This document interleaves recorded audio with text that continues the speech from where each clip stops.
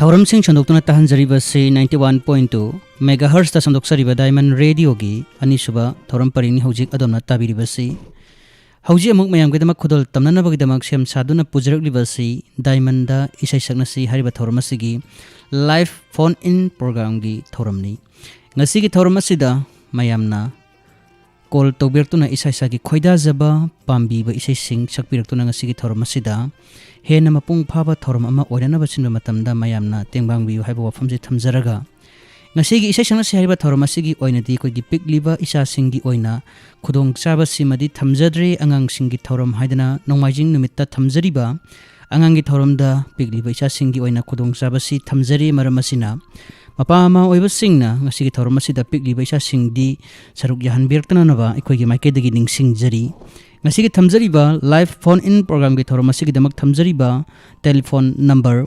7630 944 अमुक्तंग घना 7630 944 हाइबा नंबर से कॉल तौबिरो अदोंगी खोइदाजबा पाम्बीबा इसैसिंग सकपीदुना ngasiगी इसैसंगनसि हाइबा थौरमसिबु मपुंग फानबियु हाइदुना हाइजरी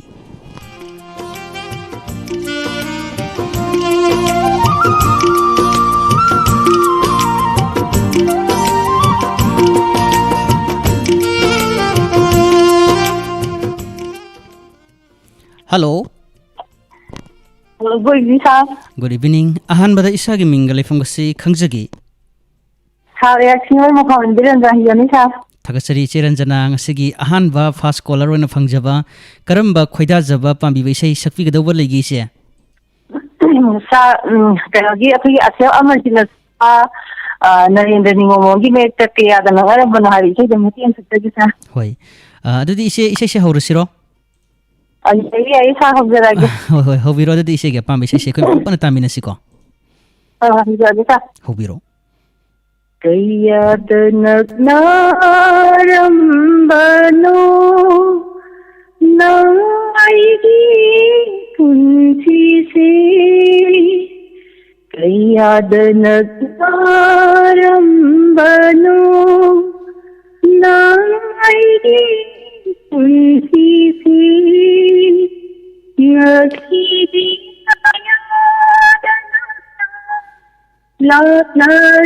Latnarava Unaravasu Hanadavagum Kaumabanam Jedu Asirataya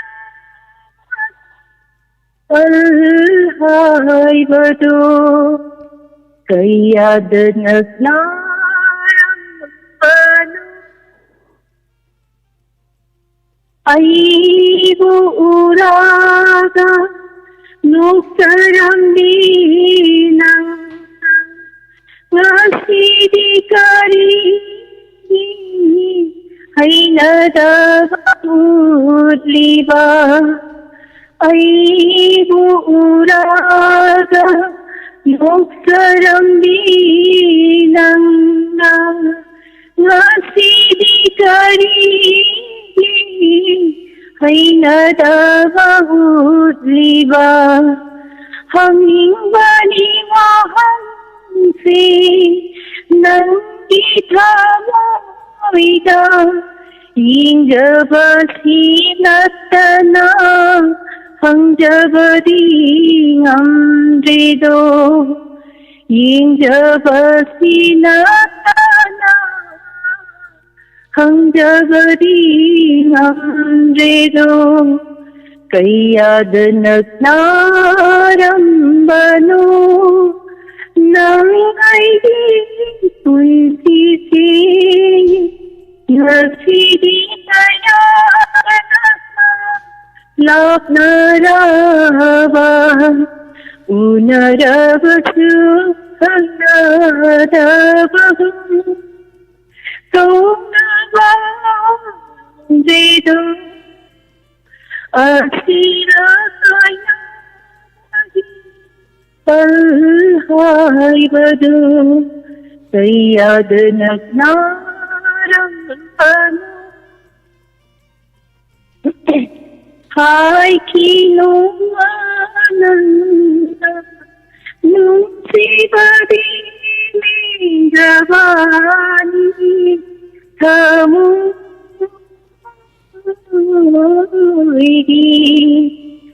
नुनुक मथाकीबा नंगी खोता करंबा पुंसीगी पाखुनो तलंबा करंबा पुंसीगी पाखुनो तलंबा तैयाद नकनारम पनो नंग सांग लो जरागी थागतरी इचे यामना फजन सक्तुक पिरक्रे को इसे से हाइखी नंगना नुंसीबदी लेंग्रबनी थमोगी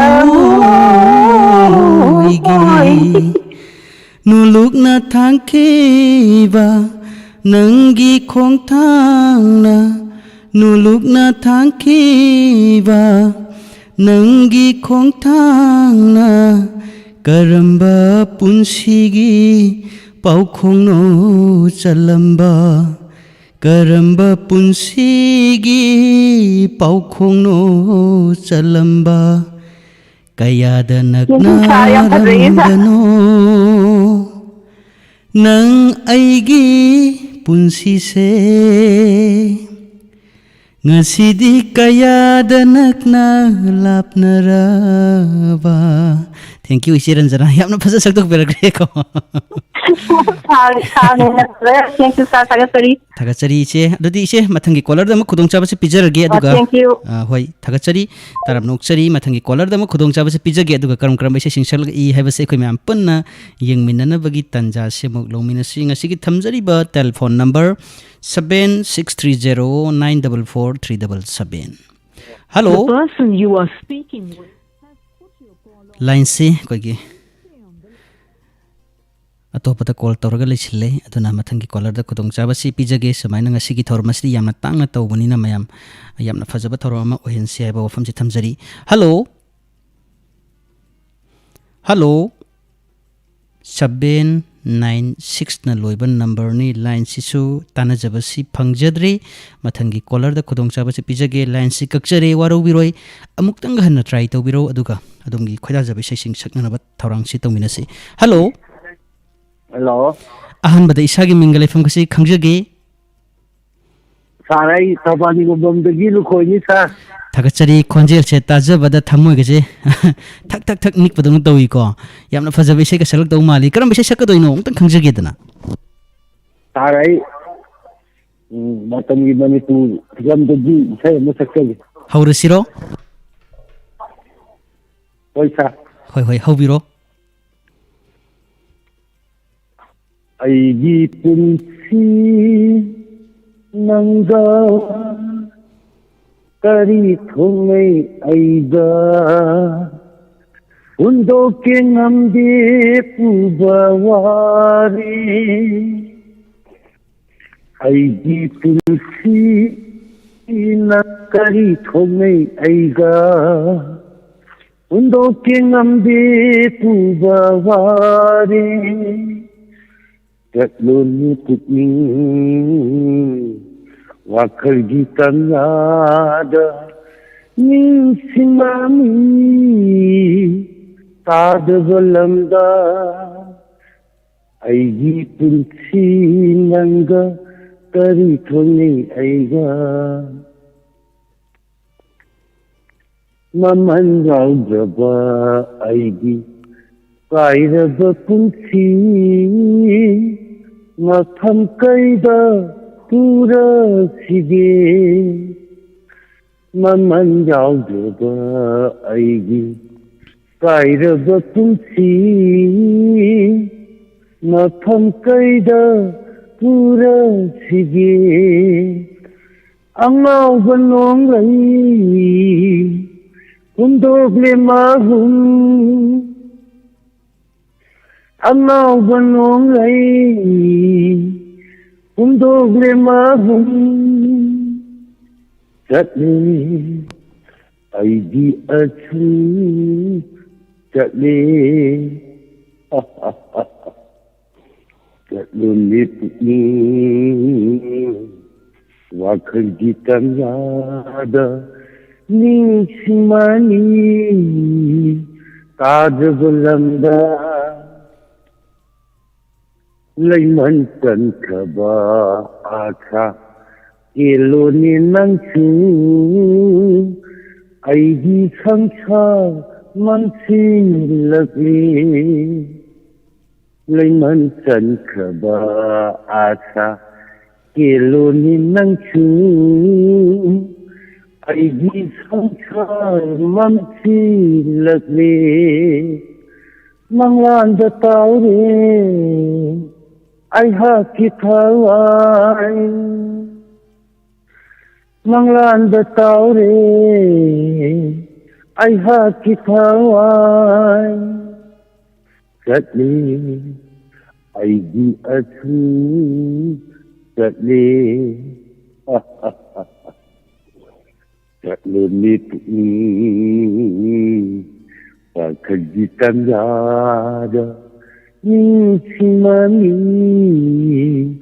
ꯇꯥꯗ꯭ꯔꯕ ꯂꯝꯗ ꯑꯩꯒꯤ ꯄꯨꯟꯁꯤ ꯅꯪꯒ ꯀꯔꯤ ꯊꯣꯛꯅꯩ ꯑꯩꯒ ꯍꯨꯟꯗꯣꯛꯀꯦ ꯉꯝꯗꯦ ꯄꯨꯕ ꯋꯥꯔꯦ ꯍꯨꯟꯗꯣꯛꯀꯦ ꯉꯝꯗꯦ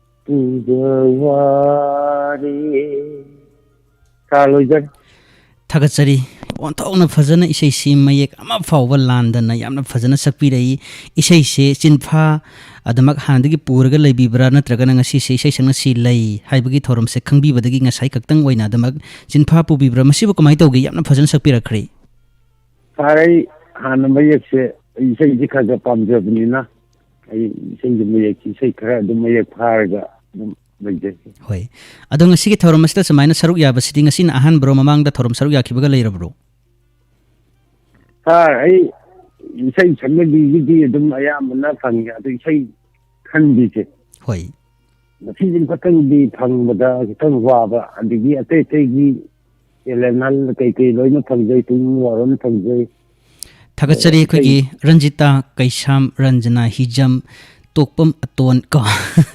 ꯍꯥꯏꯔꯤꯕꯁꯤꯡ ꯑꯁꯤꯅ ꯑꯗꯣꯝꯕꯨ ꯏꯁꯩ ꯌꯥꯝꯅ ꯐꯖꯅ ꯁꯛꯏ ꯍꯥꯏꯗꯅ ꯌꯥꯝꯅ ꯐꯖꯅ ꯊꯥꯒꯠꯄꯤꯔꯛꯏ ꯃꯈꯣꯏꯗ ꯀꯔꯤ ꯋꯥꯐꯝ ꯇꯦꯟꯇꯛꯅ ꯊꯝꯕꯤꯅꯤꯡꯕ ꯂꯩꯒꯦ ꯊꯥꯒꯠꯄꯤꯔꯛꯑꯕꯅꯤꯅ ꯑꯗꯨꯝ ꯍꯔꯥꯎꯖꯔꯦ ꯑꯗꯨꯕꯨ ꯑꯩ ꯃꯌꯥꯝꯅ ꯊꯥꯒꯠꯃꯟꯗꯅ ꯑꯩ ꯃꯌꯥꯝꯗ ꯑꯩ ꯁꯣꯟꯕꯁꯨ ꯗꯥꯏꯃꯟ ꯂꯨꯈꯣꯏꯑꯅ ꯃꯌꯥꯝꯅꯁꯨ ꯀꯧꯕꯤꯔꯦ ꯍꯣꯏ ꯍꯣꯏ ꯐꯔꯦ ꯐꯔꯦ ꯑꯃꯕꯨ ꯑꯣꯏꯔꯕꯁꯨ ꯍꯥꯏꯕꯤꯌꯨ ꯍꯥꯏꯕꯤꯌꯨ ꯑꯩꯈꯣꯏ ꯏꯁꯥꯒꯤ ꯃꯤꯡꯁꯦ ꯅꯔꯁꯤꯡ ꯀꯧꯏꯀꯣ ꯍꯣꯏ ꯍꯣꯏ ꯊꯥꯒꯠꯆꯔꯤ ꯑꯗꯣꯝꯅ ꯉꯁꯤꯒꯤ ꯕꯕꯩꯒꯤ ꯏꯁꯩꯗꯣ ꯍꯣꯏ ꯍꯣꯏ ꯑꯗꯨꯅ ꯑꯩ ꯏꯁꯩ ꯑꯇꯣꯞꯄꯒꯗꯤ ꯁꯥꯔ ꯑꯩ ꯇ꯭ꯔꯥꯏ ꯇꯧꯖꯔꯤ ꯍꯣꯏ ꯍꯣꯏ ꯅꯨꯡꯉꯥꯏꯖꯩ ꯑꯗꯣꯝꯅ ꯍꯧꯖꯤꯛ ꯆꯤꯜꯂꯕ ꯃꯇꯝ ꯈꯔ ꯀꯥꯏꯊꯣꯛꯄꯤꯗꯅ ꯉꯁꯤꯒꯤ ꯊꯧꯔꯝ ꯑꯁꯤꯗ ꯀꯣꯜ ꯇꯧꯕꯤꯔꯛꯇꯨꯅ ꯉꯁꯤꯒꯤ ꯊꯧꯔꯝ ꯑꯁꯤꯕꯨ ꯁꯔꯨꯛ ꯌꯥꯕꯤꯈꯤꯕ ꯑꯩꯈꯣꯏꯒꯤ ꯃꯥꯏꯀꯩꯗꯒꯤ ꯊꯥꯒꯠꯆꯔꯤ ꯃꯊꯪꯒꯤ ꯇꯣꯉꯥꯟ ꯇꯣꯉꯥꯟꯕ ꯊꯧꯔꯝꯁꯤꯡꯗꯁꯨ ꯂꯦꯞꯇꯅ ꯁꯔꯨꯛ ꯌꯥꯕ ꯉꯝꯕ ꯑꯣꯏꯕꯤꯌꯨ ꯍꯥꯏꯖꯕꯒ ꯂꯣꯏꯅꯅ ꯃꯊꯪꯒꯤ ꯀꯣꯂꯔꯗ ꯈꯨꯗꯣꯡꯆꯥꯕꯁꯤ ꯄꯤꯖꯒꯦ ꯑꯗꯨꯒ ꯀꯔꯝꯕ ꯏꯁꯩꯁꯤꯡ ꯁꯛꯂꯛꯏ ꯍꯥꯏꯕꯁꯤ ꯑꯩꯈꯣꯏ ꯃꯌꯥꯝ ꯄꯨꯟꯅ ꯇꯥꯃꯤꯟꯅꯁꯤ ꯉꯁꯤꯒꯤ ꯌꯨꯇ꯭ꯌꯨꯕꯇ ꯇꯥꯕꯤꯔꯤꯕ ꯆꯦꯅꯦꯜ ꯑꯁꯤꯕꯨ ꯅꯨꯡꯁꯤꯖꯔꯕ ꯏꯁꯇ꯭ꯔꯤꯃꯔꯁꯤꯡꯅ ꯏꯁꯥ ꯏꯁꯥꯒꯤ ꯐꯖꯔꯕ ꯀꯃꯦꯟꯁꯤꯡꯇꯅ ꯉꯁꯤꯒꯤ ꯊꯧꯔꯝ ꯑꯁꯤꯕꯨ ꯂꯩꯇꯦꯡꯕꯤꯌꯨ ꯍꯥꯏꯕ ꯋꯥꯐꯝꯁꯤ ꯊꯝꯖꯔꯒ ꯃꯊꯪꯒꯤ ꯀꯣꯂꯔꯗ ꯈꯨꯗꯣꯡꯆꯥꯕꯁꯤ ꯄꯤꯖꯒꯦ ꯍꯜꯂꯣ ꯍꯜꯂꯣ ꯑꯍꯥꯟꯕꯗ ꯏꯁꯥꯒꯤ ꯏꯅꯥꯛꯇ ꯂꯩꯕꯤꯔꯤꯕ ꯔꯦꯗꯤꯑꯣ ꯁꯦꯠꯇꯨ ꯈꯤꯇꯪ ꯂꯩꯊꯕꯤꯕ ꯌꯥꯕ꯭ꯔꯥ ꯅꯠꯇ꯭ꯔꯒꯅ ꯈꯤꯇꯪ ꯆꯠꯊꯣꯛꯄꯤꯔꯛꯄ ꯌꯥꯕ꯭ꯔꯥ ꯇꯥꯕꯤꯔꯕ ꯑꯍꯣꯏ ꯇꯥꯖꯔꯦ ꯏꯁꯥꯒꯤ ꯃꯤꯡꯒ ꯂꯩꯐꯝꯒꯁꯤ ꯍꯥꯏꯕꯤꯔꯣ ꯁꯥꯔ ꯑꯩ ꯈꯥꯡꯄꯣꯛꯄꯤꯒꯤ ꯕꯤꯅꯥ ꯀꯧꯋꯦ ꯁꯥꯔ ꯀꯔꯤ ꯏꯁꯩ ꯁꯛꯄꯤꯒꯗꯣꯏꯅꯣ ꯁꯥꯔ ꯉꯁꯤꯗꯤ ꯑꯍꯥꯟꯕ ꯄꯨꯟꯁꯤꯒꯤ ꯑꯍꯥꯟꯕ ꯍꯥꯏꯇꯥꯔꯦ ꯍꯣꯏ ꯆꯍꯤ 3 ꯁꯨꯔꯦ ꯗꯥꯏꯃꯟ ꯇꯥꯖꯔꯛꯄ ꯅꯣꯡꯃꯇ ꯐꯪꯕ ꯂꯩꯇꯦ ꯁꯥꯔ ꯉꯁꯤꯗꯤ ꯍꯥꯏꯕꯤꯌꯨ ꯌꯥꯝ ꯍꯥꯏꯕꯤꯌꯨ ꯌꯥꯔꯦ ꯁꯥꯔ ꯌꯥꯝ ꯉꯁꯤꯒꯤ ꯊꯥꯖꯗꯅ ꯍꯔꯥꯎꯋꯦ ꯁꯥꯔ ꯍꯣꯏ ꯍꯣꯏ ꯉꯁꯤꯒꯤ ꯗꯥꯎ ꯌꯥꯝꯅ ꯌꯥꯕ ꯑꯅꯧꯕ ꯆꯍꯤꯒꯤꯁꯨ ꯈ꯭ꯋꯥꯏꯗꯒꯤ ꯏꯍꯥꯟ ꯍꯥꯟꯕ ꯑꯣꯏꯅ ꯐꯪꯕꯅꯤꯀோ ꯑꯗꯨꯅ ꯏꯁꯥꯒꯤ ꯍꯣꯏ ꯈ꯭ꯋꯥꯏꯗꯒꯤ ꯄꯥꯝꯖꯕ ꯏꯁꯩꯁꯤ ꯀꯔꯤ ꯏꯁꯩ ꯁꯛꯀꯗꯣꯏꯅꯣ ꯁꯥꯔꯒꯤ ꯏꯁꯩ ꯑꯃ ꯎꯗꯨꯅꯇ ꯂꯩꯔꯦ ꯍꯥꯏꯕ ꯁꯛꯅꯤꯡꯕ ꯁꯥꯔ ꯑꯗꯨꯗꯤ ꯀꯝꯊꯕ ꯍꯧꯔꯁꯤꯔꯣ ꯌꯥꯏ ꯁꯥꯔ ꯐꯔꯦ ꯐꯔꯦ ꯑꯗꯨꯗꯤ ꯍꯧꯕꯤꯔꯣ ꯇꯥꯃꯤꯟꯅꯔꯁꯤ ꯎꯗꯨꯅꯇ ꯂꯩꯔꯦ ꯅꯨꯡꯁꯤ ꯃꯥꯏꯊꯣ ꯅꯨꯡꯁꯤ ꯅꯪꯒꯤ ꯃꯤꯅꯣꯛꯇꯣ ꯀꯔꯝꯅ ꯀꯥꯎꯔꯛꯈꯤꯒꯦ ꯑꯍꯥꯟꯕ ꯊꯦꯡꯅꯈꯤꯕ ꯅꯨꯃꯤꯠꯇꯣ ꯀꯥꯎꯒꯦ ꯈꯟꯕꯅ ꯍꯦꯟꯅꯗꯨꯃꯩꯒ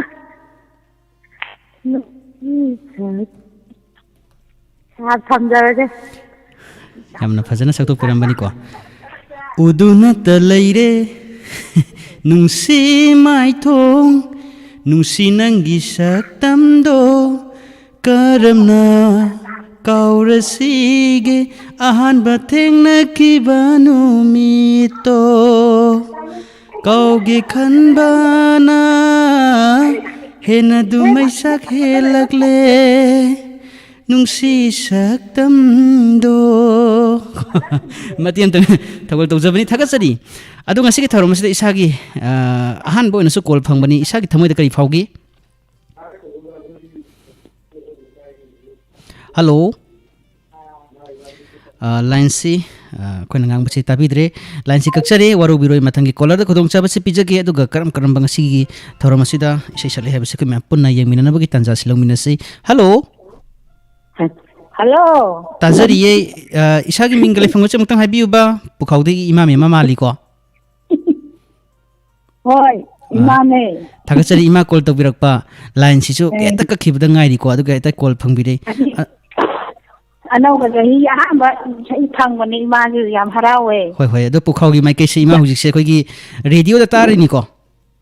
ꯑꯁꯤꯗꯣ ꯐꯖꯅ ꯇꯥꯖꯔꯤ ꯏꯃꯥ, ꯃꯌꯦꯛ ꯁꯦꯡꯅ. ꯍꯣꯏ ꯍꯣꯏ.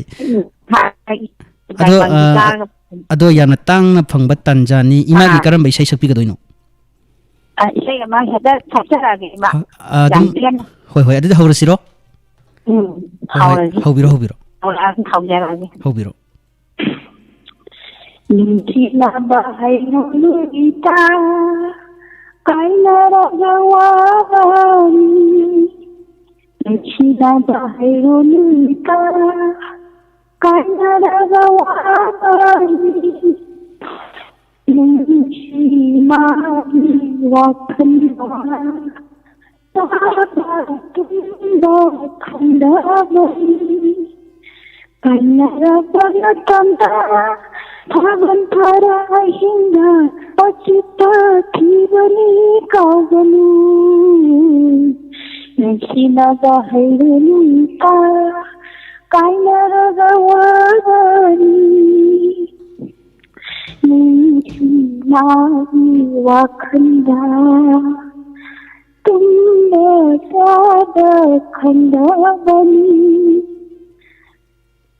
ꯅꯨꯡꯁꯤ ꯃꯥꯒꯤ ꯋꯥꯈꯜꯗ ꯇꯨꯝꯕ ꯆꯥꯕ ꯈꯪꯗꯕꯅꯤ ꯀꯥꯏꯅꯔꯕ ꯃꯇꯝꯗ ꯊꯥꯕꯜ ꯐꯔ ꯑꯍꯤꯡꯗ ꯑꯆꯤꯛꯄ ꯊꯤꯕꯅꯤ ꯀꯥꯎꯒꯅꯨ ꯅꯨꯡꯁꯤꯅꯕ ꯍꯩꯔꯅꯨꯀ ꯀꯥꯏꯅꯔꯕ ꯋꯥꯔꯤ.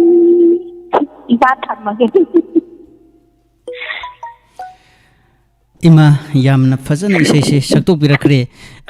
ꯏꯃꯥꯁꯦ ꯑꯩꯈꯣꯏꯒꯤ ꯏꯁꯩꯁꯦ ꯌꯥꯝꯅꯁꯨ ꯍꯧꯖꯤꯛꯁꯦ ꯀꯩ ꯍꯥꯏꯅꯤ ꯃꯃꯥꯡꯗ ꯏꯃꯥꯅ ꯈ꯭ꯋꯥꯏꯗꯒꯤ ꯏꯍꯥꯟ ꯍꯥꯟꯅ ꯇꯧꯔꯛꯑꯝꯕ ꯅꯨꯃꯤꯠꯇ ꯁꯛꯈꯤꯕ ꯏꯁꯩꯗꯨꯒ ꯍꯧꯖꯤꯛ ꯁꯛꯂꯤꯕ ꯏꯁꯩꯁꯤꯒ ꯏꯃꯥꯀꯣ ꯑꯗꯨꯛꯀꯤ ꯃꯇꯤꯛ ꯑꯩꯈꯣꯏꯒꯤ ꯏꯁꯩꯁꯦ ꯀꯩ ꯍꯥꯏꯅꯤ ꯁꯩꯁꯛ ꯁꯩꯍꯦꯛ ꯁꯩꯗꯥꯁꯦ ꯍꯧꯖꯤꯛꯅ ꯍꯦꯟꯅ ꯏꯃꯥ ꯍꯩꯔꯦ ꯍꯥꯏꯕꯁꯤ ꯏꯃꯥꯒꯤ ꯊꯃꯣꯏꯅ ꯀꯔꯤ ꯐꯥꯎꯒꯦ? ꯍꯧꯖꯤꯛꯅ ꯈꯤꯇꯪꯗꯤ ꯈꯪꯗꯦ ꯅꯍꯥꯟꯋꯥꯏꯗꯤ ꯈꯣꯟꯒꯥꯁꯦ ꯅꯤꯛꯇꯅꯀꯣ ꯍꯧꯖꯤꯛꯁꯨ ꯅꯤꯛꯄꯨꯗꯤ ꯑꯗꯨꯝ ꯅꯤꯛꯏꯗ ꯏꯆꯥ ꯍꯣꯏ ꯈꯣꯟꯁꯦ ꯐꯪꯉꯗꯤ ꯑꯗ ꯍꯧꯖꯤꯛꯇꯤ ꯁꯨꯝ ꯈꯪꯗꯦ ꯁꯨꯝ ꯈꯔ ꯐꯪꯖꯔꯛꯑꯕꯅꯤ나ꯈꯔ ꯈꯪꯗꯦ. ꯍꯣꯏ ꯍꯣꯏ. ꯐꯔꯦ ꯐꯔꯦ ꯏꯃꯥ ꯑꯗꯨꯗꯤ ꯑꯅꯧꯕ ꯆꯍꯤꯁꯤꯅ ꯂꯥꯛꯄ ꯃꯇꯝꯗ ꯏꯃꯥ ꯆꯍꯤꯒꯤ ꯐꯪꯕ ꯌꯥꯝ ꯍꯔꯥꯎꯔꯦ. ꯍꯣꯏ ꯍꯣꯏ. ꯑꯅꯧꯕ ꯆꯍꯤꯁꯤꯅ ꯂꯥꯛꯄ ꯃꯇꯝꯗ ꯏꯃꯥ ꯅꯥꯗ ꯌꯦꯛꯇꯅ ꯄꯨꯟꯁꯤ ꯅꯨꯡꯁꯥꯡꯅ ꯏꯆꯥ ꯏꯁꯨꯒꯤ ꯃꯄꯥꯟ ꯆꯥꯗꯅ ꯃꯍꯩ ꯆꯥꯗꯅ ꯄꯨꯟꯁꯤ ꯅꯨꯡꯁꯥꯡꯅ ꯅꯥꯗ ꯌꯦꯛꯇꯅ ꯂꯩꯕ ꯉꯝꯕ ꯑꯣꯏꯕꯤꯌꯨ ꯍꯥꯏꯕ ꯋꯥꯐꯝꯁꯤ ꯊꯝꯖꯔꯒ ꯏꯃꯥ ꯃꯊꯪꯒꯤ ꯀꯣꯂꯔꯗ ꯈꯨꯗꯣꯡꯆꯥꯕꯁꯤ ꯄꯤꯖꯒꯦ. ꯍꯣꯏ ꯍꯣꯏ. ꯉꯁꯤꯒꯤ ꯊꯝꯖꯔꯤꯕ ꯏꯁꯩ ꯁꯛꯅꯁꯤ ꯍꯥꯏꯔꯤꯕ ꯊꯧꯔꯝꯁꯤꯒꯤꯗꯃꯛ ꯊꯝꯖꯔꯤꯕ ꯅꯝꯕꯔ ꯑꯁꯤ 7630944377 ꯑꯃꯨꯛꯇꯪ ꯍꯟꯅ 7630944377ꯗ ꯀꯣꯜ ꯇꯧꯕꯤꯔꯛꯎ. ꯑꯗꯣꯝꯒꯤ ꯈꯣꯏꯗꯥꯖꯕ ꯄꯥꯝꯕꯤꯕ ꯏꯁꯩꯁꯤꯡ ꯁꯛꯄꯤꯗꯨꯅ ꯉꯁꯤꯒꯤ ꯊꯧꯔꯝ ꯑꯁꯤꯕꯨ ꯃꯄꯨꯡ ꯐꯥꯍꯟꯕꯤꯅꯅꯕ ꯅꯤꯡꯁꯤꯡꯖꯔꯤ. ꯍꯜꯂꯣ. ꯍꯜꯂꯣ.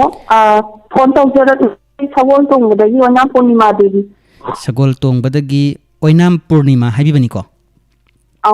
ꯀꯔꯤ ꯏꯁꯩ ꯁꯛꯄꯤꯒꯗꯣꯏꯅꯣ?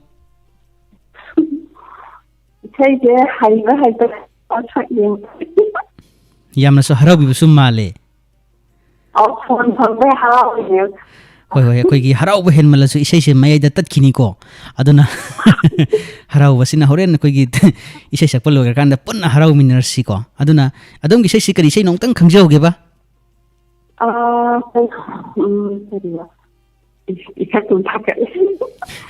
isai kaugrabo pahari ji kena ngajam pahari ji ne non ji mai thong lubuda hasto hoi non ji mai thong lubuda na haudo hoi hoi adudi haurasiro fadna kam dhabiro ko tajage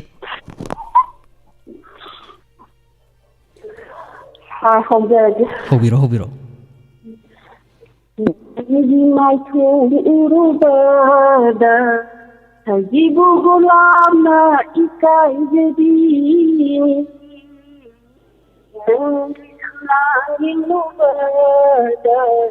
Lagi nong hauna ikai jadi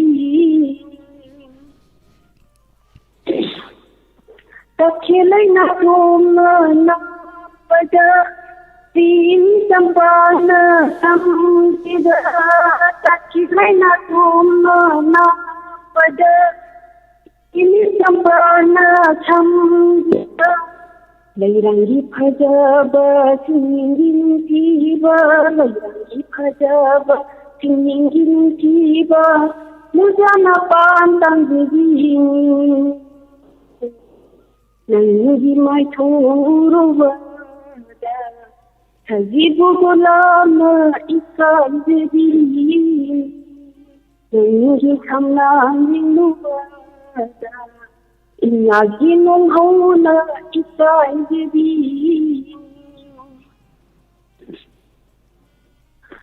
Khoi rong nong na bini nong Nai hao lai Khoi rong nong na bini nong Nai hao lai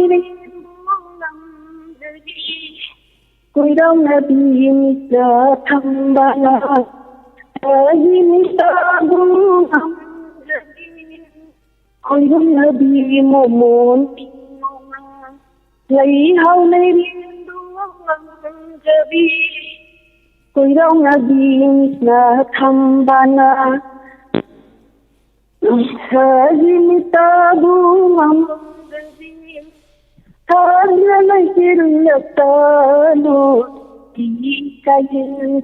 Iraga Nangi mai thurubada Sajibu gulab na ikai jadi Nangi samla lubada Nyagi na ikai jadi Thala jadi Takhelai na chomna na pada Sini champana chamjida Takhelai na chomna na pada Sini champana chamjida Lairangi ningthiba singelgi phajaba Lairangi ningthiba singelgi phajaba Nujana pantang jabini Nujana patang jabini Nangi mai thong urubada Sajibu gulabna ikai jabini Nangi samlang yeng lubada Ingagi nongjuna ikai jabini Matau na fazan sakuk pirakre Tagasari Ngasigi thorom masita call phangbasi ngasina ahan bro mamangda thorom saruk yakhi bro leira bro kamai tawgi Sar mamangda ningon special da amutang thangjagre do mitmadna sakphang khandi Adabu ngasidi yamna fazan isai se sakuk pirakre isa ki thamoi da kari phaugi Ngasidi ni kharaga sar ai de lok thungbai khanau to ya kari hai Mùa cháu đông tàu của mắc phồn tới tàu đó. Hoi hoi. Ít cái là đấy xong ngày ông ôm ta liền. Kasu nok palite ngasigi streamer sing atuki matik adomba thagat pirei thagat chari dudi mathangi caller da kodong sa basi pijarage ko aduga mung karam karam isai sinchak lai habase ko mem panam khangminasi. Taram nokchari ngasigi thorom asida mayamna matam kaithokpidana ngasigi thorom asida phaja Hello? phaja session sakpirak pai khogi maikei dagi thagachari. Hello tajare isagi mingale famasi umtang haibiuba. Sara iwangdi morang them lekagi morang them manani. Thagachari call tawbirakpa karamba isai sakpigadagi yamnasu haraubasu mali. Sara idinga itagi call phone namjaba adu phangdaba dai ko chen lamba du hujuk phangakpaji harau man gi ado ngasai ngai call phangdabagi ko chen lamba do hujiti call phangabarina khangpham phambirabro. Phamjare sa. Adudi yamna thamoina khoida ba semtang ngangthoksi karamba isai saktuino umtang khangjagi.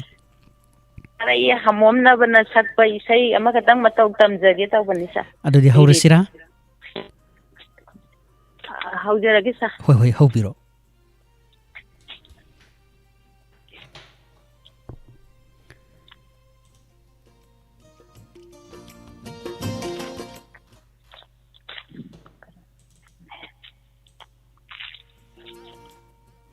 Hello haubiro.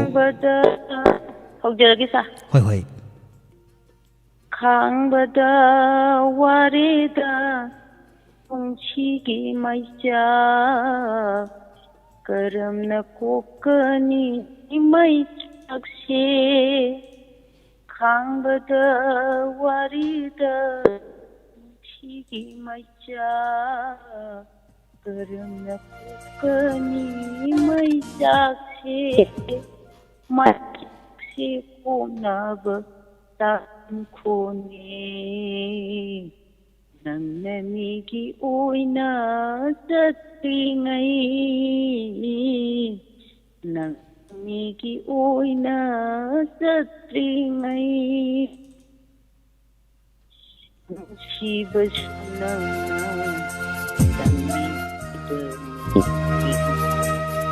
Kantabasuna Angko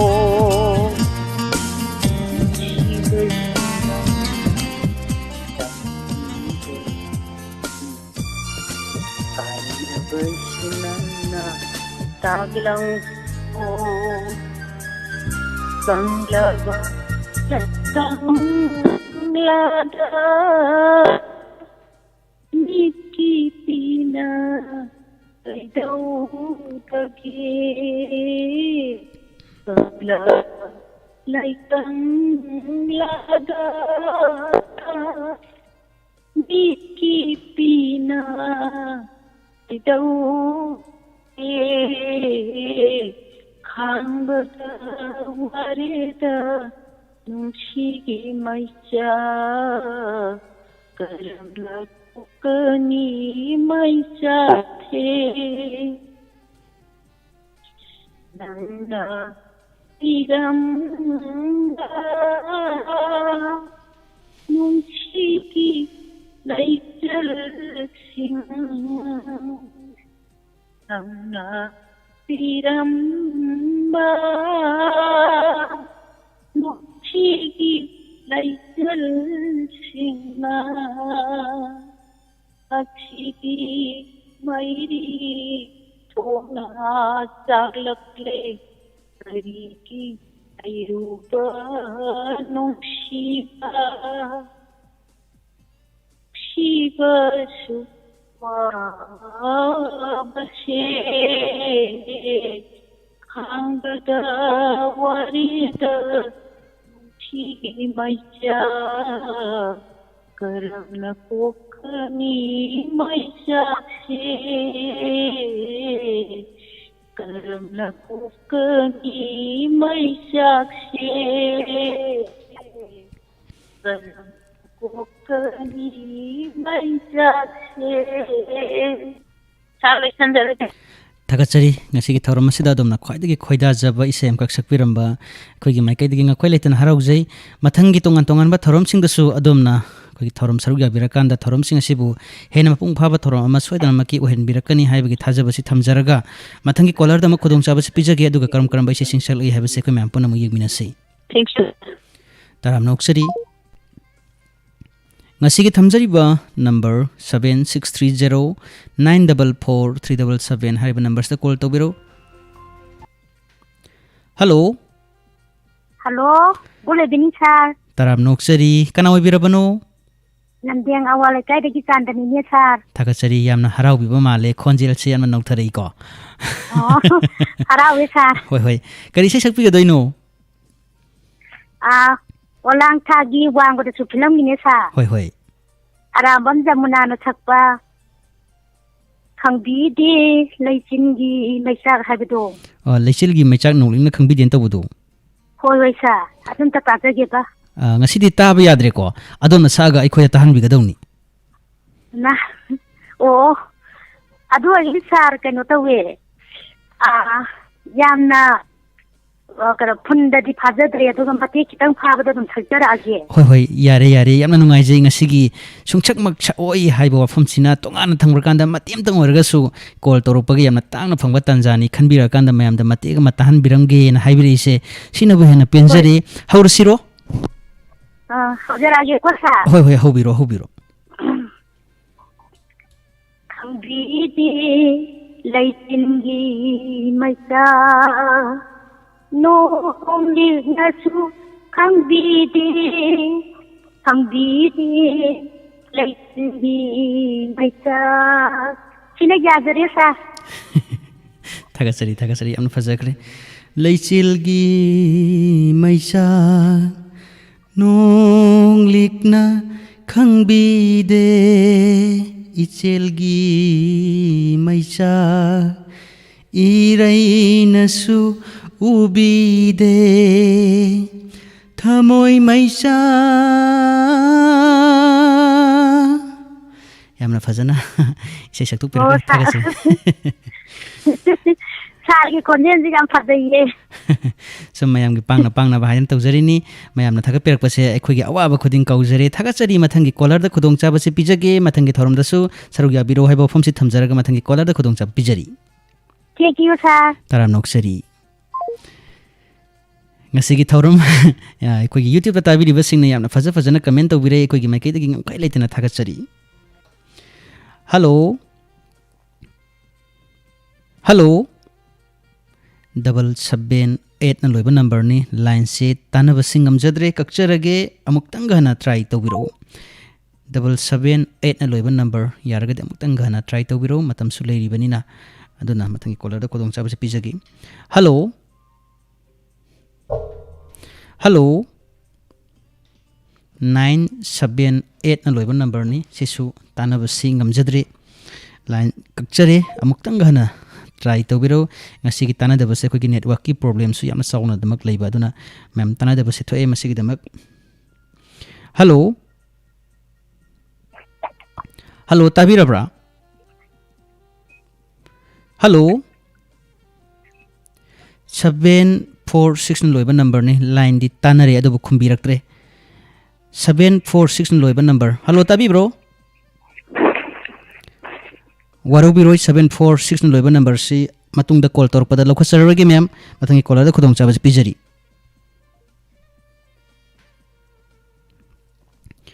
ꯉꯁꯤꯒꯤ ꯊꯝꯖꯔꯤꯕ telephone number 7630-944-377. Hello. Hello. ꯑꯍꯥꯟꯕꯗ ꯏꯁꯥꯒꯤ ꯃꯤꯡꯒ ꯂꯩꯐꯝꯒꯁꯤ ꯈꯪꯖꯒꯦ. ꯈꯥꯡꯉꯕꯣꯛꯇ ꯁꯟꯇ꯭ꯔꯤ ꯀꯧꯋꯦ ꯁꯥꯔ. ꯊꯥꯒꯠꯆꯔꯤ. Call ꯇꯧꯕꯤꯔꯛꯄ. ꯀꯔꯝꯕ ꯏꯁꯩ ꯁꯛꯄꯤꯒꯗꯒꯦ? ꯀꯨꯟꯖꯖꯥꯜꯒꯤ ꯁꯦꯟꯗ ꯁꯛꯆꯒꯦ ꯁꯥꯔ. ꯍꯧꯔꯁꯤꯔꯣ?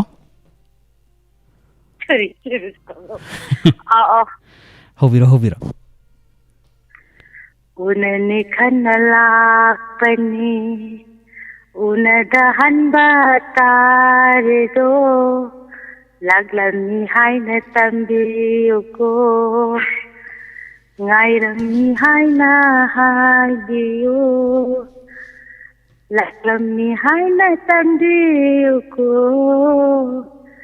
ꯅꯨꯡꯁꯤꯕ ꯅꯉꯣꯟꯗ. ꯁꯥꯔ ꯌꯥꯖꯔꯦ ꯁꯥꯔ. ꯊꯥꯒꯠꯆꯔꯤ. ꯑꯗꯣ ꯑꯗꯣꯝꯒꯤ ꯅꯥꯀꯟꯗ ꯂꯩꯕꯤꯔꯤꯕ ꯌꯥꯔꯦ ꯇꯣꯛꯂꯣꯅ ꯍꯥꯏꯕꯗꯣ ꯀꯅꯥ ꯑꯣꯏꯕꯤꯔꯕꯅꯣ? ꯑꯃꯨꯛꯇꯪ ꯈꯪꯖꯍꯧꯒꯦꯕ. ꯁꯥꯔ ꯑꯩꯈꯣꯏ ꯏꯆꯥ ꯅꯨꯄꯥꯅꯅꯦ. ꯍꯣꯏ ꯍꯣꯏ. ꯑꯗꯣ ꯌꯥꯝꯅ ꯐꯖꯅ ꯏꯁꯩ ꯁꯛꯑꯀꯥꯟꯗ ꯑꯩꯈꯣꯏꯒꯤ ꯃꯔꯛꯇ ꯑꯩꯈꯣꯏꯒꯤ ꯉꯛꯁꯝ ꯃꯦꯠꯄꯗꯧ ꯇꯧꯕ ꯍꯥꯏꯇꯥꯔꯦꯀꯣ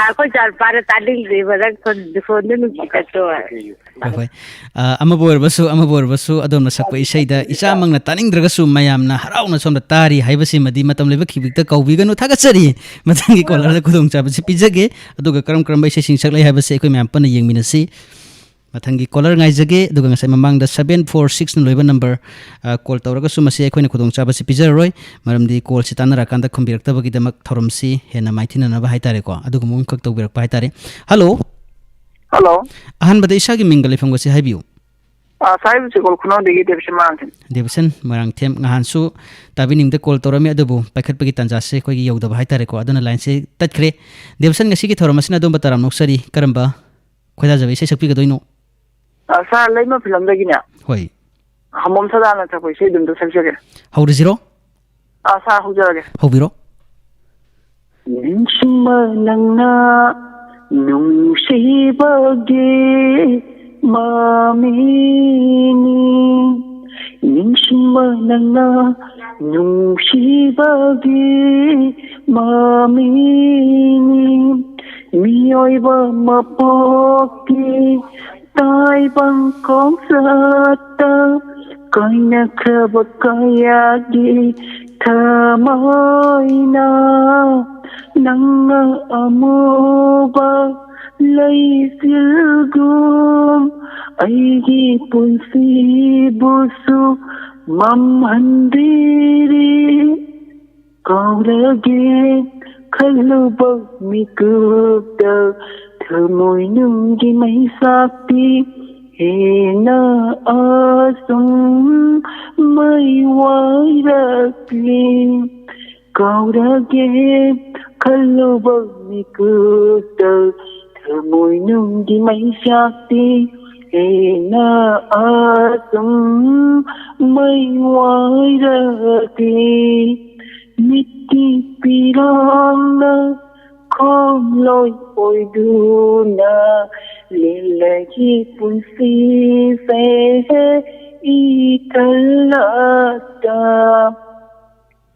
ꯆꯩꯊꯦꯡ ꯀꯌꯥ ꯄꯤꯔꯕꯁꯨ ꯊꯝꯂꯤꯕꯅꯤ ꯏꯊꯥꯅꯨꯡꯗ ꯆꯠꯈꯤꯅꯣ ꯀꯩꯗꯧꯅꯨꯡꯗ ꯏꯅꯥꯛꯇꯒꯤ ꯆꯩꯊꯦꯡ ꯀꯌా ꯄꯤꯔꯕꯁꯨ ꯊꯝꯂꯤꯕꯅꯤ ꯏꯊꯥꯅꯨꯡꯗ ꯆꯠꯈꯤꯅꯣ ꯀꯩꯗꯧꯅꯨꯡꯗ ꯏꯅꯥꯛꯇꯒꯤ ꯅꯤꯡꯁꯤꯡꯕ ꯅꯪꯅ ꯆꯠꯈ꯭ꯔꯕꯗꯤ ꯃꯥꯡꯈ꯭ꯔꯅꯤ ꯅꯨꯡꯁꯤꯕꯁꯨ ꯑꯩꯒꯤ ꯄꯨꯟꯁꯤꯁꯤꯗꯒꯤ ꯅꯤꯡꯁꯤꯡꯕ ꯅꯪꯅ ꯅꯨꯡꯁꯤꯕꯒꯤ ꯃꯃꯤꯅꯤ ꯃꯤꯑꯣꯏꯕ ꯃꯄꯣꯛꯀꯤ ꯇꯥꯏꯕꯪ ꯈꯣꯡꯆꯠꯇ ꯀꯥꯏꯅꯈ꯭ꯔꯕ ꯀꯌꯥꯒꯤ ꯊꯃꯣꯏꯅ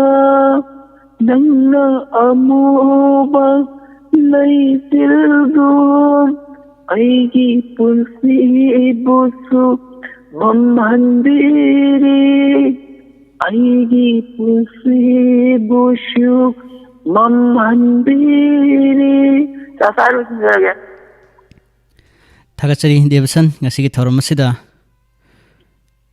ꯌꯥꯝꯅ ꯐꯖꯅ ꯊꯥꯒꯠꯄꯤꯔꯛꯏ ꯀꯔꯤ ꯋꯥꯐꯝ ꯊꯝꯕꯤꯅꯤꯡꯕ ꯂꯩ ꯁꯥꯔ ꯈꯪꯗꯦ ꯃꯌꯥꯝꯅ ꯅꯨꯡꯁꯤꯕꯤꯕꯩ ꯊꯥꯒꯠꯄꯤꯕꯅꯦ ꯍꯥꯏꯖ ꯇꯥꯔꯦ ꯍꯣꯏ ꯍꯣꯏ ꯐꯔꯦ ꯐꯔꯦ ꯗꯦꯕꯁꯟ ꯑꯗꯨꯗꯤ ꯃꯊꯪꯒꯤ ꯀꯣꯂꯔꯗ ꯈꯨꯗꯣꯡꯆꯥꯕꯁꯤ ꯄꯤꯖꯔꯒꯦꯀꯣ ꯐꯔꯦ ꯁꯥꯔ ꯑꯗꯨꯗꯤ ꯃꯊꯪꯒꯤ ꯀꯣꯂꯔꯗ ꯈꯨꯗꯣꯡꯆꯥꯕꯁꯤ ꯄꯤꯖꯔꯒꯦ ꯑꯗꯨꯒ ꯀꯔꯝꯕ ꯏꯁꯩꯁꯤꯡ ꯁꯛꯂꯛꯏ ꯍꯥꯏꯕꯁꯤ ꯑꯃꯨꯛ ꯑꯩꯈꯣꯏ ꯃꯌꯥꯝ ꯄꯨꯟꯅ ꯈꯪꯃꯤꯟꯅꯕꯒꯤ ꯇꯥꯟꯖꯥ ꯌꯦꯡꯃꯤꯟꯅꯕꯒꯤ ꯇꯥꯟꯖꯥ ꯑꯁꯤ ꯑꯩꯈꯣꯏ ꯃꯌꯥꯝ ꯄꯨꯟꯅꯃꯛ ꯂꯧꯃꯤꯟꯅꯁꯤ ꯍꯜꯂꯣ ꯍꯜꯂꯣ ꯇꯥꯕꯤꯔꯕ꯭ꯔꯣ ꯍꯜꯂꯣ ꯇꯥꯖꯔꯦ ꯏꯆꯦ ꯑꯝꯇ ꯁꯛꯆꯒꯦ ꯇꯧꯅꯦ ꯍꯣꯏ ꯍꯣꯏ ꯑꯁ ꯌꯥꯝꯅ ꯅꯨꯡꯉꯥꯏꯖꯩ ꯑꯩꯈꯣꯏꯒꯤ ꯏꯆꯪ ꯊꯧꯅ ꯏꯁꯩ ꯁꯛꯆꯒꯦ ꯍꯥꯏꯗꯅ ꯍꯥꯏꯕꯤꯔꯛꯏ ꯑꯗꯣꯝꯕ ꯇꯔꯥꯝ ꯅꯣꯛꯆꯔꯤ ꯏꯁꯥꯒꯤ ꯃꯤꯡꯒ ꯂꯩꯐꯝ ꯑꯁꯤ ꯑꯃꯨꯛꯇꯪ ꯍꯥꯏꯕꯤꯔꯝꯃꯨꯕ ꯏꯁꯥꯒꯤ ꯂꯩꯐꯝ ꯐꯤꯌꯥꯝ ꯑꯋꯥꯡ ꯂꯩꯀꯥꯏ ꯌꯥꯅꯕꯤ ꯊꯥꯒꯠꯆꯔꯤ ꯀꯣꯜ ꯇꯧꯕꯤꯔꯛꯄ ꯀꯔꯝꯕ ꯏꯁꯩ ꯁꯛꯄꯤꯒꯗꯣꯏꯅꯣ ꯑꯩꯅ ꯁꯛꯇꯣꯏ ꯏꯁꯩꯁꯤꯅꯅꯦ ꯂꯤꯂꯥꯒꯤ ꯏꯁꯩ ꯑꯣꯏꯅ ꯁꯛꯂꯒꯦ ꯌꯥꯏꯌꯦ ꯀꯩꯁꯨ ꯀꯥꯏꯗꯤꯌꯦ ꯑꯣ ꯍꯧꯔꯁꯤꯔꯣ ꯅꯍꯥꯟꯃꯨꯛ ꯇꯧꯕꯗꯣ ꯐꯪꯗꯕꯩ ꯊꯋꯥꯏ ꯅꯨꯡꯉꯥꯏꯇ ꯂꯩꯔꯣꯏ. ꯑꯗꯣ ꯉꯁꯤꯗꯤ ꯅꯍꯥꯟꯃꯨꯛ ꯇꯧꯕꯗ ꯐꯪꯗꯕꯒꯤ ꯅꯨꯡꯉꯥꯏꯇꯕꯗꯣ ꯉꯁꯤꯗꯤ ꯐꯪꯂꯦꯀꯣ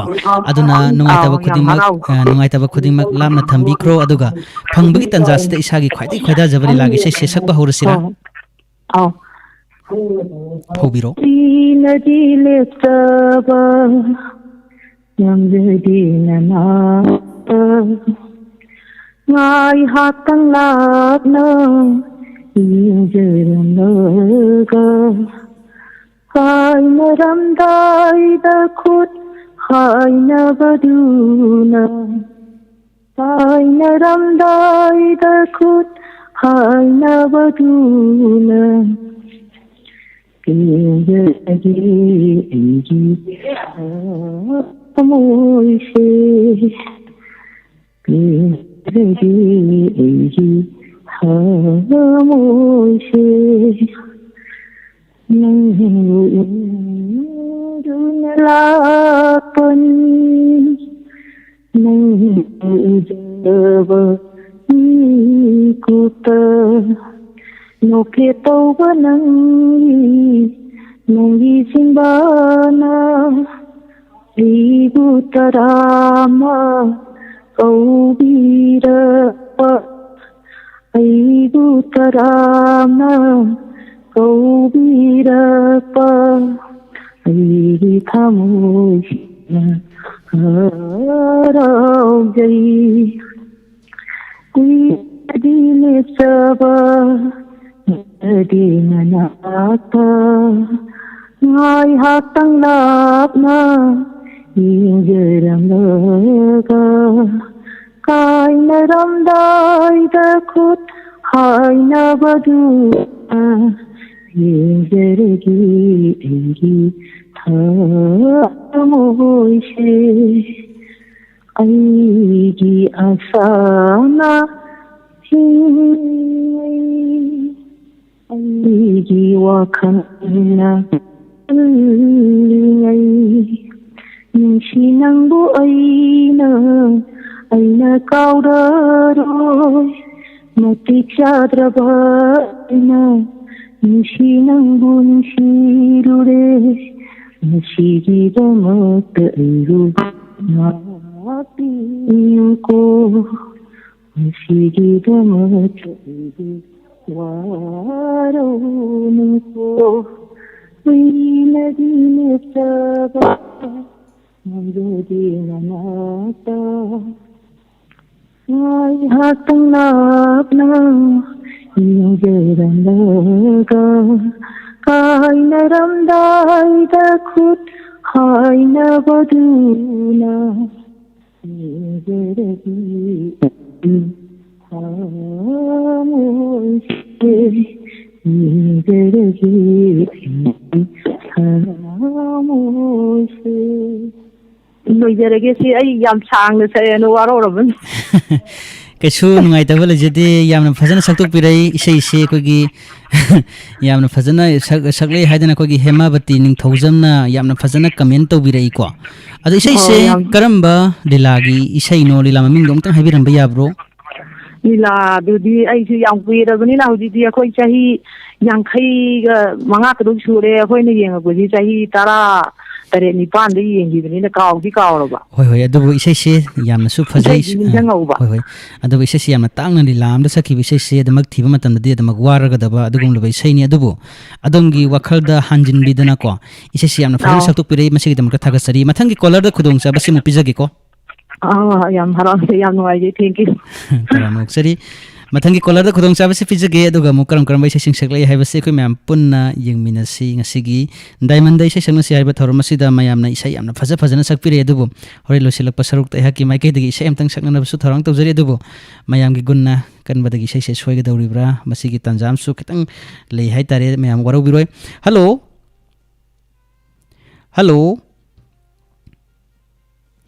537 loiba number ni tana jadre amutang gana call tobiro line si kaksare waru biroi mathangi caller da khudong chabasi pijage aduga karam bai sing saklai haibasi kamyam puna khangmina si hello tajare isagi mingle famasi amutang haibiuba ꯇꯥꯃꯣ ꯑꯩ ꯁꯉꯥꯏ ꯌꯨꯝꯐꯝꯗꯒꯤ ꯕꯤꯅꯥ Sangay Yumpham Bina Habibro ꯔꯣꯁꯤ Bina Rosi Bina Takasari call to Birapadum Bataram Noxeri Karam be Shakpigadoino ꯇꯥꯃꯣ ꯑꯩ ꯏꯁꯩꯁꯤ ꯌꯥꯝꯅ ꯐꯥꯖꯕꯗꯤ ꯅꯠꯇꯦ ꯑꯗꯨ ꯃꯇꯦꯛ ꯑꯃꯈꯛꯇ ꯑꯐꯥꯕ ꯃꯇꯦꯛ ꯑꯃꯈꯛꯇ ꯉꯪꯖꯔꯛꯀꯦꯀꯣ Hoi Hobiro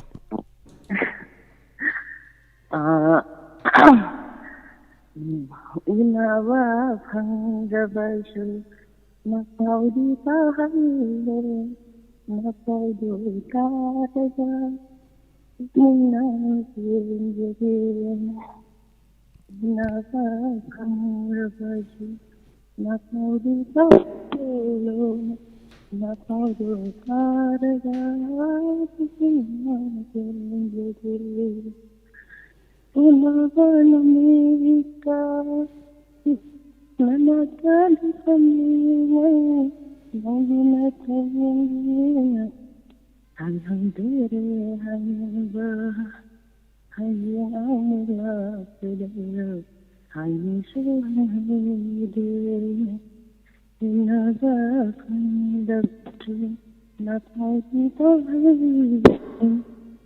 Oh, do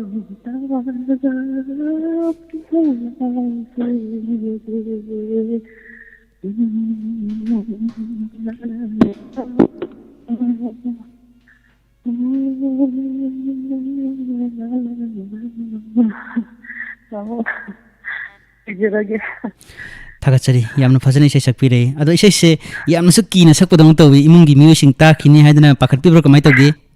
Oh, I say from the Miss Lava, and I Hoi, Hane dis Mayamna, say me later Sulaina, Pong Saklam Bani Adobunga City, Misu lay, Adana Sakpasuki Nakina Salakpa. Adana me later ga, Kiki say Sakpasika Maito, Haraga de Hojiki, say the Tarakan man, so I'm getting biro. Adana Sikitaro Masda Adona, Yam Fazaba, Matamagi. My bang Rosi Bina Haitareko, Unaba Fundrabasu, Napoli Tahalo, Yana Fazabisini, Sapira Pamaskidam Katakasari, and the Matangi Kola, the Kodong Sabas Pizaragi, Takachari, Matangi Kola, the Kodong Sabas Pizagi, Adugamu, Karam Karambasi, Sakli Habasi, Equamampuna, coming in Navigitanza, Silaminasi, Tamatama, some Silapanangasi, Taromasisu, Silakadore. Hello. Hello, good evening, sir. Taram Noxari, Mingle Function Kanjo Giba. Sir, another considering Ninkem Karibam. Ningtem Karibam. Oh, Ninkem Karibam. Why? Taram Noxari Karam Basis of Picaduino. Penone, sir, Koge, Kongan Filungi, Masi Unaliva question of the. Why? I didn't talk to the Jagi. Ada di Horasiro, Hobiro.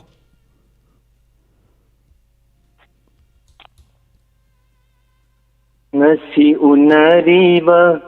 I koi se khangde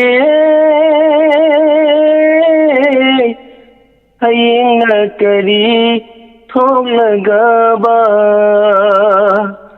tungi punsina kari oira kani tungi punsina kari oira kani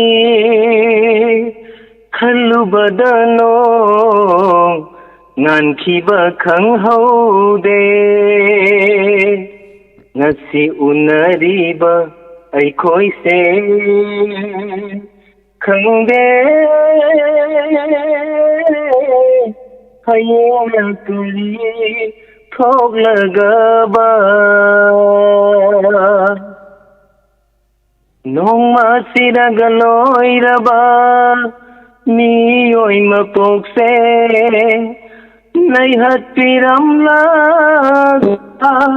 Aton basingbu Noglika nana Mit kap taraga Thamoy pena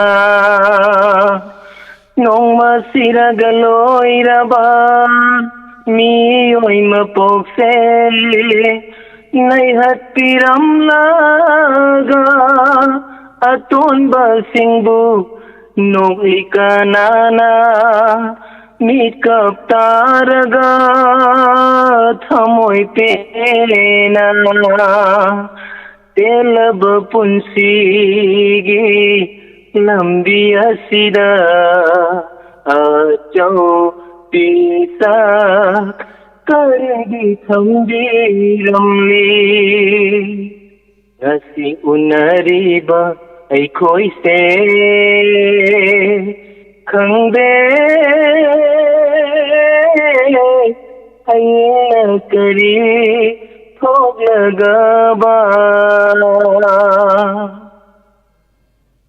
ꯋꯥꯁꯛ ꯑꯃꯒ ꯂꯣꯏꯅꯅ ꯂꯥꯛꯈꯤ ꯇꯥꯏꯕꯪꯗ ꯈꯣꯝꯂꯥꯡ ꯂꯃꯟꯁꯤꯡꯒꯤ ꯄꯟꯊꯧ ꯈꯣꯡꯒꯨꯜꯂꯤꯒꯦ ꯈꯪꯗꯦ ꯕꯤꯙꯤꯅ ꯀꯔꯤ ꯑꯃꯨꯛ ꯇꯝꯂꯤꯒꯕ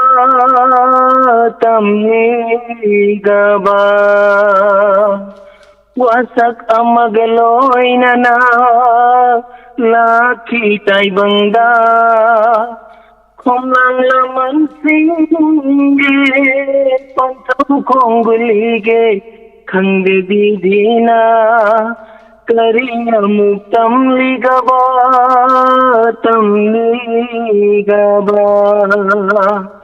ꯅꯤꯡꯖꯕ ꯀꯌꯥꯁꯦ ꯄꯥꯡꯕ ꯉꯝꯗ꯭ꯔꯤꯉꯩ ꯆꯠꯈꯤꯗꯔꯥ ꯅꯨꯡꯁꯤꯔ ꯊꯋꯥꯏ ꯃꯥꯅ ngasi unariba ꯑꯩꯈꯣꯏꯁꯦ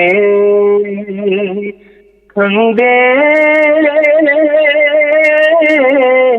ꯍꯌꯦꯡꯅ ꯀꯔꯤ ꯊꯣꯛꯂꯒꯕ ꯍꯌꯦꯡꯅ ꯀꯔꯤ ꯊꯣꯛꯂꯒꯕ ꯊꯥꯒꯠꯆꯔꯤ ꯌꯥꯝꯅ ꯐꯖꯅ ꯏꯁꯩ ꯁꯛꯄꯤꯔꯛꯈ꯭ꯔꯦ ꯏꯁꯥꯁꯦ ꯏꯁꯩ ꯇꯝꯕ꯭ꯔꯣ ꯀꯃꯥꯏ ꯇꯧꯒꯤ ꯊꯣꯏꯗꯣꯛꯄ ꯏꯁꯩ ꯇꯝꯖꯕ ꯂꯩꯖꯗꯦ ꯁꯔ ꯁꯨꯝ ꯈꯣꯏꯗꯥꯔꯨꯕ ꯍꯥꯏꯗꯨꯅꯤ ꯍꯣꯏ ꯍꯣꯏ ꯉꯁꯤꯒꯤ ꯊꯧꯔꯝ ꯑꯁꯤꯗ ꯑꯗꯣꯝꯅ ꯌꯥꯝꯅ ꯐꯖꯕ ꯏꯁꯩ ꯑꯃꯈꯛ ꯁꯛꯄꯤꯔꯛꯏ ꯃꯁꯤꯒꯤꯗꯃꯛꯇ ꯑꯩꯈꯣꯏꯒꯤ ꯃꯥꯏꯀꯩꯗꯒꯤ ꯊꯥꯒꯠꯆꯔꯤꯀꯣ ꯑꯩꯈꯣꯏꯒꯤ ꯇꯥꯟꯖꯥꯁꯤꯗ ꯅꯥꯎꯕꯤ ꯅꯥꯎꯔꯦꯝ ꯍꯥꯏꯔꯤꯕ ꯉꯁꯤꯒꯤ ꯌꯨꯇ꯭ꯌꯨꯕꯇ ꯇꯥꯕꯤꯔꯤꯕ ꯌꯦꯡꯕꯤꯔꯤꯕ ꯏꯁꯇ꯭रीꯃꯔ ꯑꯁꯤꯅ ꯁꯨꯝꯅ ꯍꯥꯏꯕꯤꯔꯛꯏ ꯐꯥꯒꯤ ꯑꯣꯏꯅꯀꯣ ꯑꯩꯈꯣꯏꯒꯤ ꯀꯣꯂꯔꯒꯤ ꯏꯁꯩꯁꯦ ꯂꯨꯝꯃꯒ ꯁꯛꯄ ꯃꯥꯜꯂꯤ ꯍꯥꯏꯗꯅ ꯍꯥꯏꯕꯤꯔꯛꯏ ꯀꯔꯤ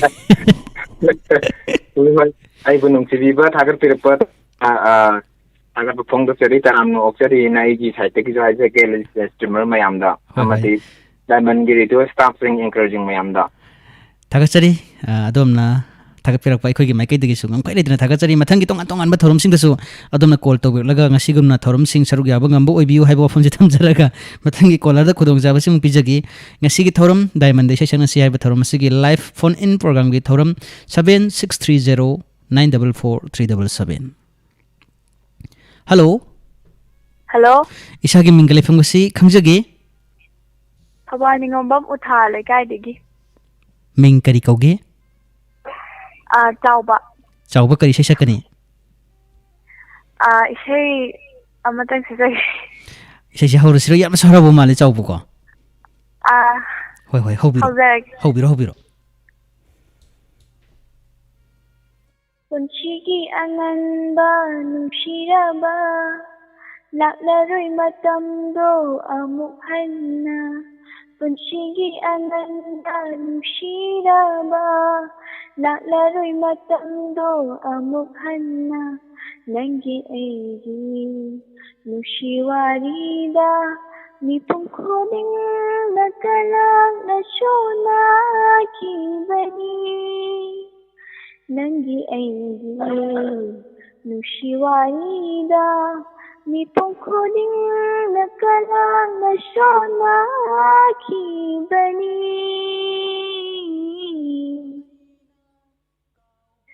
ꯅꯨꯡꯁꯤ ꯐꯤꯔꯨꯞꯅ ꯈꯣꯡꯕꯤꯔꯝꯕꯤ ꯑꯩꯁꯤ ꯉꯁꯤꯗꯤ ꯀꯥꯏꯅꯕꯩ ꯐꯤꯔꯨꯞꯅ ꯈꯨꯝꯕꯤꯔꯔꯦ ꯅꯨꯡꯁꯤ ꯐꯤꯔꯨꯞꯅ ꯈꯣꯡꯕꯤꯔꯝꯕꯤ ꯑꯩꯁꯤ ꯉꯁꯤꯗꯤ ꯀꯥꯏꯅꯕꯩ ꯐꯤꯔꯨꯞꯅ ꯈꯨꯝꯕꯤꯔꯔꯦ Puchili piroidaba oirari karigi khodum chandiri Puchili piroidaba oirari karigi khodum chandiri Ay bunung shiba saba kambandagi na taudona Ay bunushiba sabana tauda ay na ashoki mati thajarure. Thank you. Thagatsari Sorry, sir. Thagatsari yamna fazaba isem kak sakpi dana ngasi gi thorma sita saru yabiram bai khogi mai kaidi ginga khwelai tana thagatsari hujti tamna tamna sum changsilak pana ngasi gi diamond dai sesang sai ba thorma si so loisilagle tabiri basing call de damak lai adubo call se lakho charorege matam gi pungjana di akang nabi oibani na mayam ngasi gi thorma si hujiki ondi matang aslu sinjage ngasi gi thorma si gi losilak pasarukta chanabi amoina haki mai kaidi gi su isema kodol tanana ba sem sajari isayasi matam amada mayamna su yamna pamnana khanbi khiba amadi sakpi khiba aduga mayamna su yamna pamnana damak tana khiba isai singi laktagi isai makha kodol tamjage isai si huidrom naw boy ki khonjel haijabatai mayam ngaktang isai si sakna nugi track ta khonga saksaga dawni mayam makeup khara ngai binasi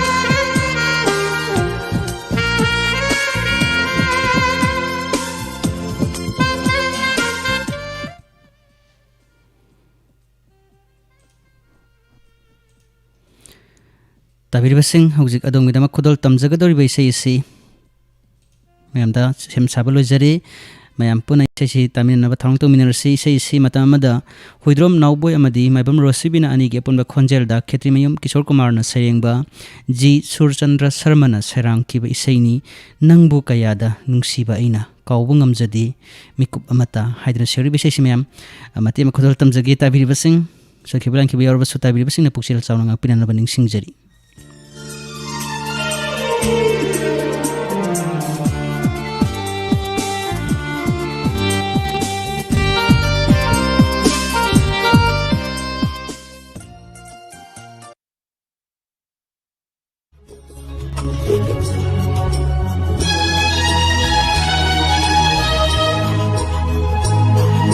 Nangbu kayada nungsijaba aina kauba ngamjade miku mata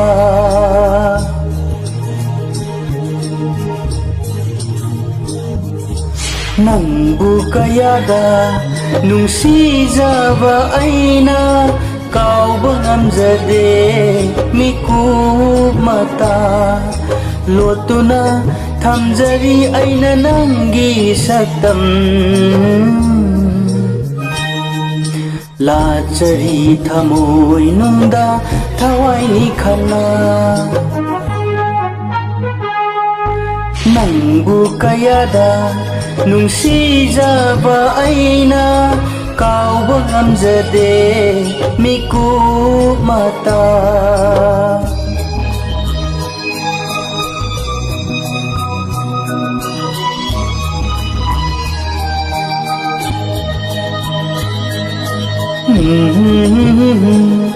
la la la la la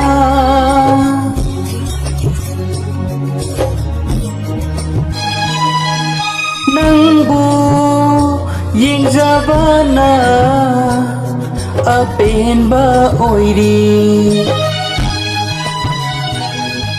nangbu ningsingbana ꯏꯊꯧꯗꯥꯡ ꯑꯣꯏꯔꯤ ꯑꯁꯤꯔꯅꯦ ꯅꯨꯡꯁꯤꯕ ꯍꯥꯏꯕꯗꯣ ꯑꯁꯤꯔꯅꯦ ꯅꯨꯡꯁꯤꯕ ꯍꯥꯏꯗꯣ ꯊꯥꯗꯣꯛꯄꯤꯅꯨ ꯑꯩꯕꯨ ꯃꯤꯀꯨꯞ ꯑꯃꯇ ꯃꯁꯤꯇꯅꯤ ꯊꯃꯣꯏꯁꯤꯅ ꯄꯥꯝꯖꯕ ꯊꯥꯗꯣꯛꯄꯤꯅꯨ ꯑꯩꯕꯨ ꯃꯤꯀꯨꯞ ꯑꯃꯇ ꯃꯁꯤꯇꯅꯤ ꯊꯃꯣꯏꯁꯤꯅ ꯄꯥꯝꯖꯕ ꯅꯪꯕꯨ ꯀꯌꯥꯗ ꯅꯨꯡꯁꯤꯖꯕ ꯑꯩꯅ ꯀꯥꯎꯕ ꯉꯝꯖꯗꯦ ꯃꯤꯀꯨꯞ ꯃꯇ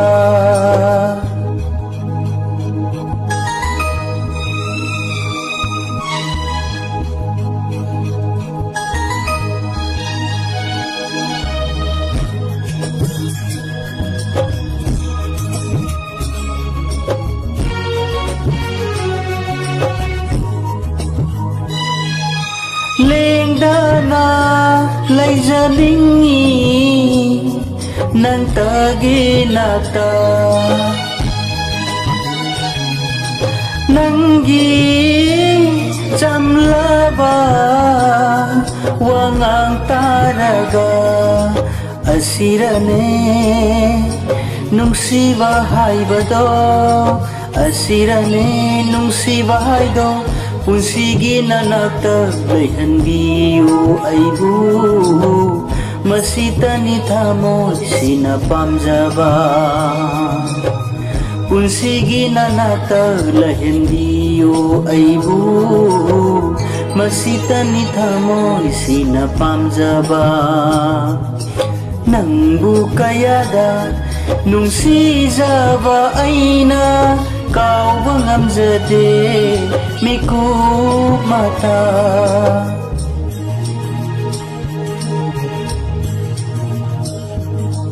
ꯅꯪꯕꯨ ꯀꯌꯥꯗ ꯅꯨꯡꯁꯤꯖꯕ ꯑꯩꯅ ꯀꯥꯎꯕ ꯉꯝꯖꯗꯦ ꯃꯤꯀꯨꯞ ꯃꯇ ꯂꯣꯠꯇꯨꯅ ꯊꯝꯖꯔꯤ ꯑꯩꯅ ꯅꯪꯒꯤ ꯁꯛꯇꯝ ꯂꯥꯆꯔꯤ ꯊꯃꯣꯏꯅꯨꯡꯗ ꯊꯋꯥꯏꯅꯤ ꯈꯟꯅ ꯅꯪꯕꯨ ꯀꯌꯥꯗ ꯅꯨꯡꯁꯤꯖꯕ ꯑꯩꯅ ꯀꯥꯎꯕ ꯉꯝꯖꯗꯦ ꯃꯤꯀꯨꯞ ꯃꯇ ꯃꯤꯀꯨꯞ ꯃꯇ ꯂꯥ ꯂꯥ ꯂꯥ ꯂꯥ ला ला ला ला